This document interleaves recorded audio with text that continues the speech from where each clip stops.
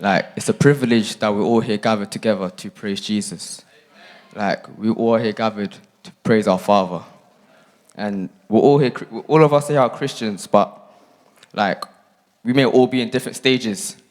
Some of us here, we love the Lord so much, we adore God so much, we live for Him, we devote our lives to Him. Some of us, we come to God, we go back and forth with God. One season we're with God, we're strong with God. We spend time with Him, we worship Him.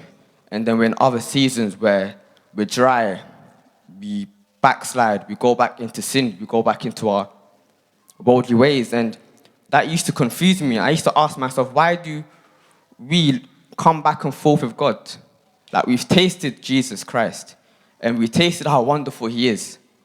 But then sometimes, some people go back into their old ways, and I used to ask myself, why? And how can a Christian in this world stay focused with God? Because we live in a very wicked world. This world is hard. It's hard for a Christian to live in this world. The system of this world is against us. And Jesus told us that it's going to be hard. He told us that we are going to get persecuted. He told us that the world will hate us. So as a Christian, how can we persevere through this? How do we stand firm? How do we stay devoted to God? And there could be many reasons, and I want to show you one thing that is very important for us as Christians. And as I was analyzing Paul's life, you see, Paul, he was a strong Christian, Paul in the Bible. But Paul also had such a strong character. He was very determined. If you see, before he became a Christian, if anybody wants to listen to it, it's in English. So if you need translators, put your hand up, and people will give translators to you.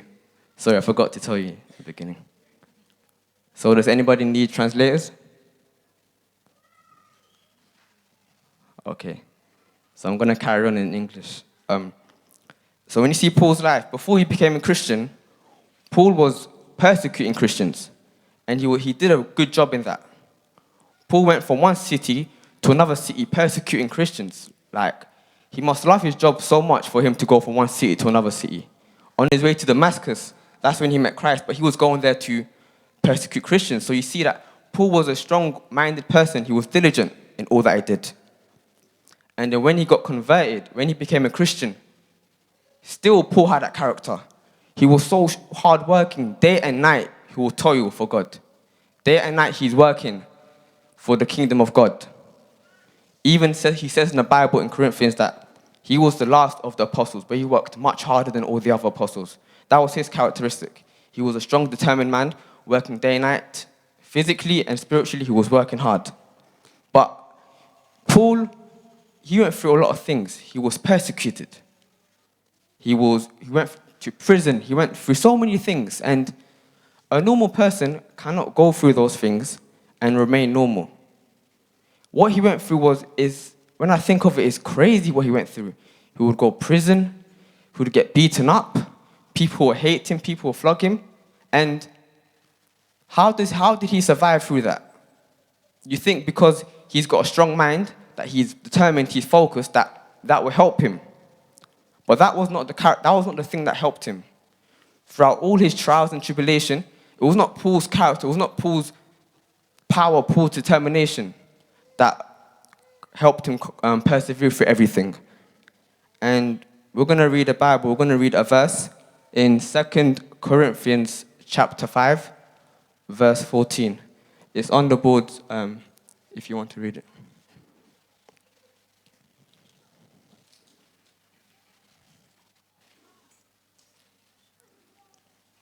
I'm going to read it in English.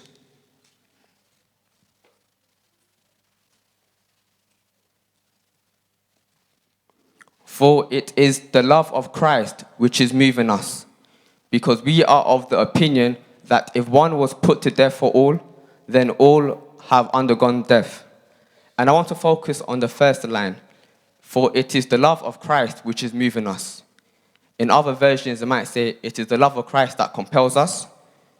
And it is the love of Christ that moved Paul in extreme ways. And you see, I think about it, Paul was he was a strong character, but he could not have persevered through the trials and tribulation by saying, I love God. Because I love God, I'm going to go through this. But no, it was the love of Christ that was compelling him.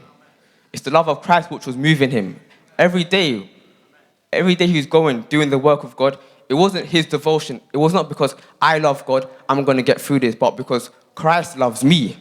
Because of Christ's amazing love for me, I'm going to persevere. Because of his powerful love for me, I'm going to persevere. And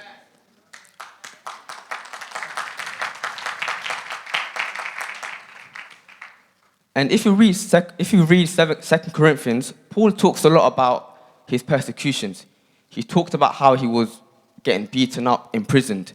He talks a lot about that. But he had this hope in 2 Corinthians chapter 4, verse 7. He talks about being afflicted in every way, but not crushed. He was perplexed, but not driven to despair. Like, he was basically put to death, but he was not deaf. And as you carry on reading that book, he says, it is the love of Christ that's constraining me, that's compelling me. This powerful love. That, like, Paul went through every single thing, but because of God's love for him, that's what he was looking at all the time. And he was going through that day by day. And let's think about this love. You see, love is powerful, even a brotherly love. Like, for example, if I'm fighting with my brother, and then he gives me a gift 5 minutes later, it will touch me. Like, we was fighting, but you showed me love. So love will touch your heart. Love is amazing. But the love of Christ, that is powerful. It is so transforming, like, it's amazing. Like, it is the love of Christ that transformed this wicked heart of ours. You see, our heart is so wicked. Like, we was once so selfish. But the love of Christ,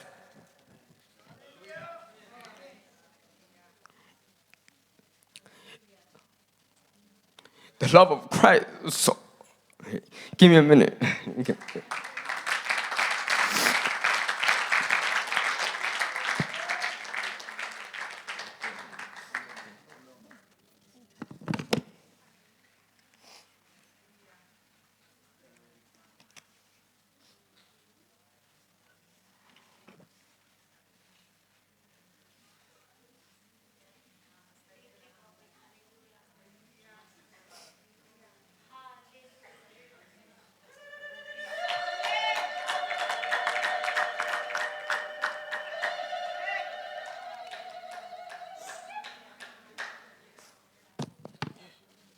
But yeah, this love, it transformed our hearts. Like, all of us know ourselves before we came to Christ. Some of us were like wicked people. We were evil. But this love, it transformed our hearts. God's so merciful.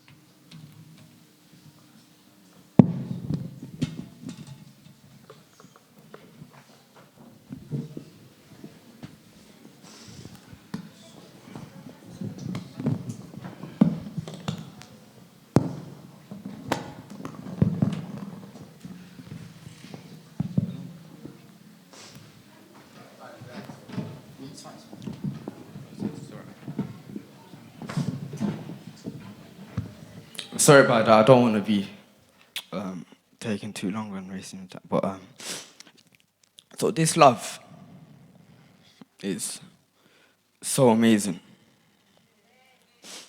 And then I think of it like, imagine a normal person, we can't just love God. You can't just decide, I'm going to love God. Because our hearts can't. We can't just say, today I'm going to love God. We love... No,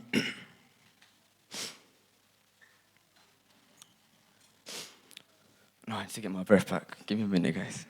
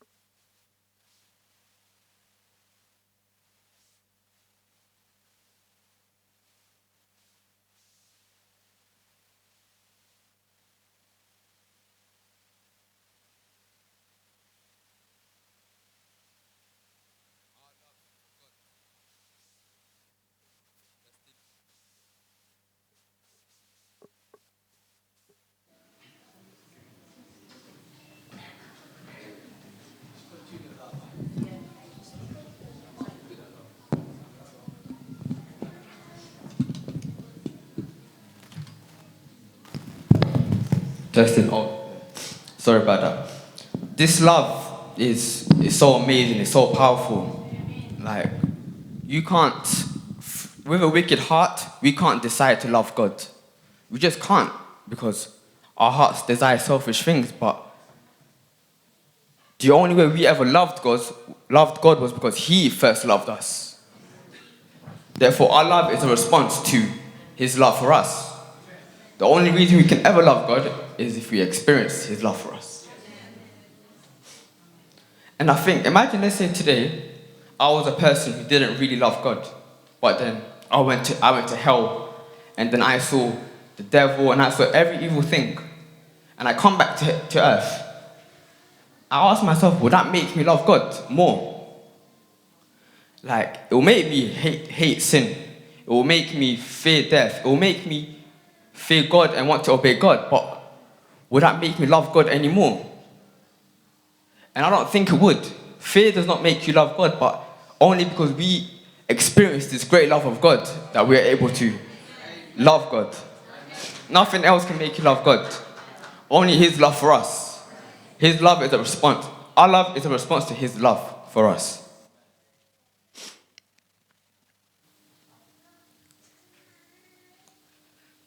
This love, it transformed all of us. We can even think about our own lives. Think about how you were before you found God. You see, some of us were evil people, wicked people. But because the Lord touched us with His great love, He transformed our hearts completely. From desiring evilness, we desire God now. From just wanting selfish things, we want to be holy and serve God. That's how powerful this love is. It will transform you like black and white. It's an amazing love. And I was talking to my friend about Jesus one time. We were talking about our experience with Jesus, and he said to me that everything could be fake. We could be in a matrix right now. But one thing I'm sure of is that Jesus Christ died for me. And it's this idea that although we was not there when Jesus died, we experienced this death and resurrection. It is so real to us. Through the Spirit, we experienced it. We were there, and it's the most powerful day for us, although it happened 2,000 years ago. This love is so real, and we need our eyes to be open to this love. Because nobody can live a holy life. Nobody can just love God. We can't. Only if we experience and our eyes are open to see this great love that He has for us, then we'll be transformed. That's how Paul got transformed. And then every day when he was going through trials and tribulations, it was this great love that Christ had for him that was compelling him, that was making him move every day. Through every evilness, he was moving because he knew of the great love that Jesus had for him. And you can't even trust yourself. Sometimes you go through emotions. Sometimes we're happy, we're zealous. Other days we're upset, we're stressed. our emotions go up and down. And we cannot base our faith, we cannot base our relationship with God on how we feel because it fluctuates. Imagine if Paul did that. Imagine if Paul's relationship with God depended on what he went through. Imagine it depended on his circumstances. He went through so many trials and tribulation. He went through so many bad things. And if that was the case, Paul would be complaining to God. He would be saying to God, why are you doing this? Why am I going through prison? I was a Pharisee before, I was respected, but now people are trying to kill me. People are hurting me. If our relationship is based on our circumstances and what we do, it will go up and down, we'll be complaining. But Paul had God's love in his mind. So the trials and tribulation were here, but God's love was above. So nothing could get to him. Nothing. No matter what he did, nothing can compare to the love that Christ had for him. No trial, no tribulations. But the sad thing is that even us as Christians, our relationship with God, our communion with God depends on what we're going through. For example, you might be going through persecution. Are you going to complain to God about that? Are you going to leave it as complaining, or are you going to keep fighting and keep going and fixing your eyes on God? Because many of us are like that, and what that results in is you complaining, being angry, not experiencing this joy, not experiencing this peace and love that God has for us. But above all things, our eyes should be fixed on Jesus. Despite what circumstance we go through, the love of Christ is better than that. It's higher than that. Name anything you go through, Christ's love is above that. And it's a fact. If you have experienced God's love, you know that. If I try to do something to you, you know that, no, God's love is above that. If you go, there's people that go to prisons. We have brothers and sisters that are in prison right now. But above all that, they know that God's love is higher than that. Like, I hear stories about people who come out of prison and they're so joyful when they were in prison. They said they were enjoying time with God. They were alone with God all the time. And you're thinking, how could he be happy in prison? How could Paul worship God when he's in prison? He was worshiping God. How can you worship God in prison when you're about to die? It's because he sees God's love for him. And it's above everything. And even personally, like, there's some days where I might not feel like praying or worshiping God. Maybe I'm going through something. Like, I remember one day, I had a bad day. Everything was going bad. And I couldn't pray. But then I was meditating on meditating on Jesus. I was meditating on his love and grace for me. And then all of a sudden, my spirit renewed. My strength was renewed, and that's the power of God's love.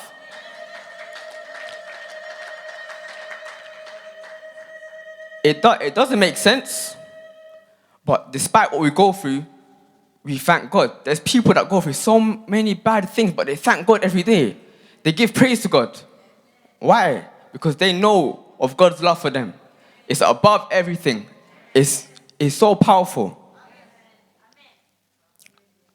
And I think of it with sin, like Jesus Christ defeated sin and death. He set us free. But unfortunately, some of us do still sin. But I thought to myself, if every day I meditate on the grace, the love and mercy of Jesus Christ, I cannot sin. Like this morning, I was thinking about Jesus. I can't sin. How can I sin with Jesus on my mind? It's hard. Even if I tried, I can't. Because Jesus, his grace, his mercy in my mind, you're transformed, you're renewed. That's how powerful God's love is. And maybe sometimes we don't always focus on Jesus, and then we might sin, we might slip. But if we were to meditate on Jesus 24/7, you can't think of sinning. You know you're set free. It's not an option in your mind. But that's why it's important for the love of Christ to always be in our hearts, so that it can always compel us, like how it did Paul. The love of Christ was compelling Paul until he died. And a normal man, a normal human being, if they went through what Paul went through, they'll have a mental breakdown or something. You can't go through that and be normal. You go mad. But Paul thought of the love of Christ all the time. And that's what always should be on our minds. The love of Christ, it covers everything. You can't argue with anybody, you can't fight, you can't sin. You can't live by the flesh. How can you live by the flesh if Jesus is on your mind? But this thought of Jesus is so powerful. Like, to think about Jesus on the cross is so powerful. It will renew your mind. It will transform you. And that's why it's so important for us to meditate on the love of Jesus when he was on the cross. How he's saving us every single day. And when I think of it, if I thought of the worst ever day for the devil that has already passed, it will be the day on Calvary when Jesus Christ died. He must have thought that Jesus was defeated on the cross, that he died. He must have been happy, right? But when Jesus Christ resurrected and defeated death and sin, that's the worst day of the devil. Because that means he's going to go to the lake of fire. That means he's sentenced to punishment. And it makes sense why I feel like these days, the love of the gospel of Jesus on the cross is always being tainted. People are trying to confuse the message. And I feel the devil is trying to confuse us with that message. The love of Christ is simple. He died on the cross. And that should be in our hearts every single day. But then sometimes people see Jesus dying on the cross as like a primary lesson where they learn it when they're a new believer and then they live and focus on other things. But it should be the center every time. The devil's always trying to confuse us, but if you think about the cross, it's done. Sin has no hold on you, it's set free. He gave us power with his children. It's like, I'm getting emotional because it's an amazing thing. I don't like crying, but it's amazing that Jesus Christ died for us.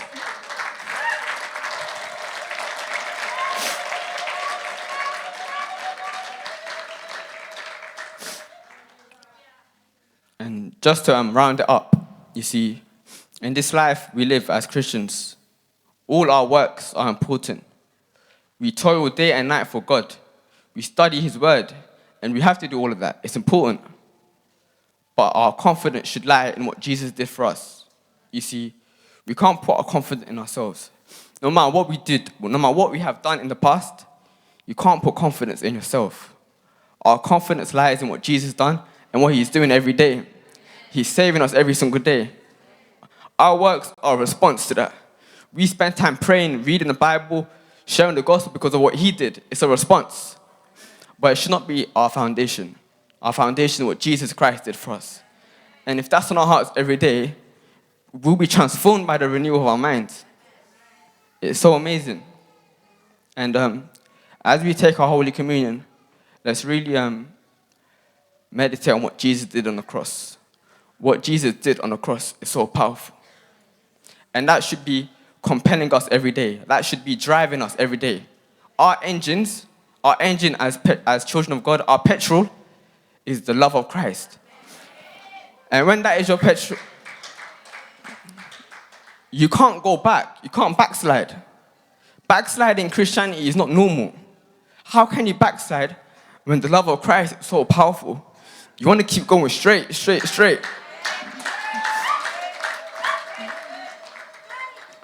And that's how powerful the love of Christ is. It will make you go up. You can't turn back.